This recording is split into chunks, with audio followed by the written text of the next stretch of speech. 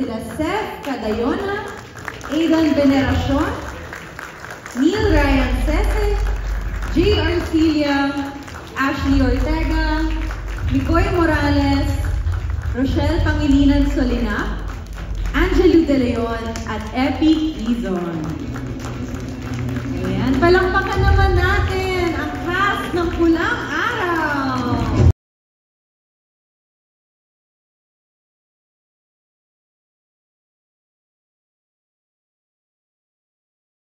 Ko lang ang ating mga co-stars na kung pwede niyong ipakilala ang mga karakter niyo at kung paano kayo related sa ating mga bida.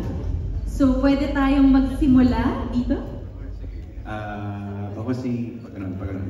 Ako si Mikoy at gagampanan ko dito ang role ni Tasho na walang apelido. Parang si Glock9, wala siyang apelido.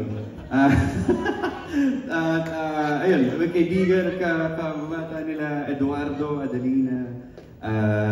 Dito makikita siguro sa kanya makikita yung isa sa mga kung paano isa sa mga regular na mga Pilipino noon na kung paano nagbago yung buhay bigla nung nagsimula yung war ng isang ganun ba.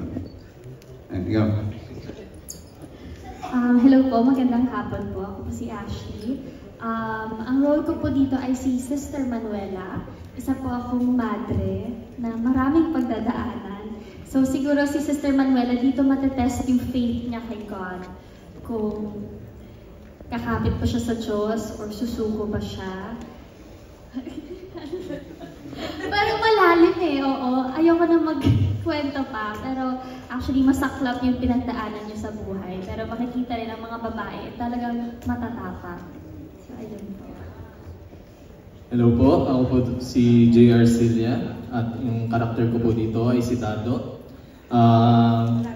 Kasama po ako ni ng mga main cast na kalaro ng kanilang kabataan, and naging isa akong konstabularyo na isa sa mga nagpahirap sa mga Hapon during World War II.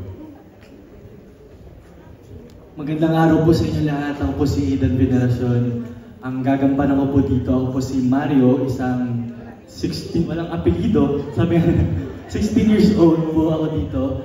At isa po akong ROTC student na makakasama ko po yung character ni Kuya Mikoy at ni Kuya Alden sa kulungan hanggang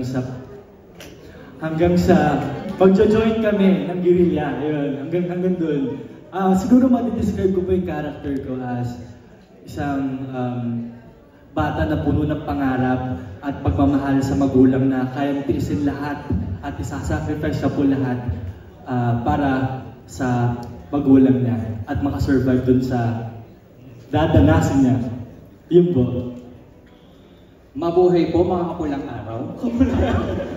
Seth Cadayona po at ako po ay ang gaganap bilang si Luis. Tagapamahala po at kanang kamay ni Tito Johnny, at kami po ay nasa pod ang magbibigay ng entertainment.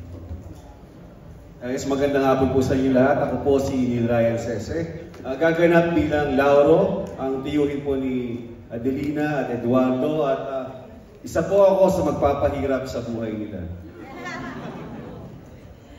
Ako po si Rochelle Pangilinan Solina. Hello po, magandang hapon po sa inyo. Tanghali na ba? Gabi na. Ako po dito si Amalia, wala ding apelido, hindi, joke lang, meron. Pangalawa po ako sa magpapahirap sa buhay ni Adelina at ni Eduardo at ni Teresita. At sana mainis ko po kayo dito. Sana mainis ko kayo. Ayun po, yun na muna. Wala munang clue. Magandang hapon po sa inyong lahat. Netflix, at Pulang Araw, of course, GMA. Ako po si Angelo De Leon at gagampanan ko po ang role ni Carmela Borromeo, isang edukada alta sa syudad. Wow, gusto mo yun? Alta, oo. But may apelido. Pag mayaman, may apelido. Yan. Ako po ay isang mabuting ina kay Teresita. Ngunit, malupit na madrasta ni Adelina. At syempre, ang aking asawa, si Julio Borromeo. Sample. Epikison po. Ang gagampanan kong karakter ay si Julio Borromeo. Ako po ang may apelido ng mga 3 sa kanila. Sa akin po nang galing apelido nila. Borromeo. Batid nyo naman siguro na ako ang ama ng 2 dalaga natin dito. Si Adelina at si Teresita, nagagampanan ni Sanya at ni Barbie. At ako po ay isang may-ari ng Botabil na pre-war. So ako po ay, ang buhay ko po ay nilaan ko sa entablado at nahawa at naipamana ko yung passion na yon sa aking mga anak. At dahil bata pa lang sila, kumakanta na kami ng mga American songs. American talaga kasi ang vaudeville ay galing sa vaudeville. Diba? So, at maganda dito, kaya medyo malapit sa akin sa puso to dahil ang tatay ko ay isang mananayaw ng vaudeville. So, at siyempre pinagdaanan ng tatay ko itong panahon ng gera, di ba? At naikukwento niya sa amin. So isa pong proyekto to na talagang malapit sa puso ko. Alam ni Direk Domer at alam ng mga boss natin sa GMA na pagsabi pa lang nila sa akin, actually magpapahinga dapat ako eh. Nung pinakita sa akin yung character description at saka yung concept nito, sabi ko, I have to be part of this.